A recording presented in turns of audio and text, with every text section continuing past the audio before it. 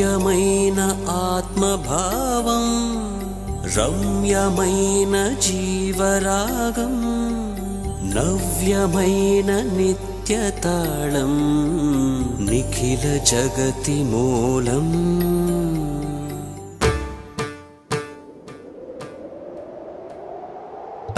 ఝుమ్ దక్క ఝుమ్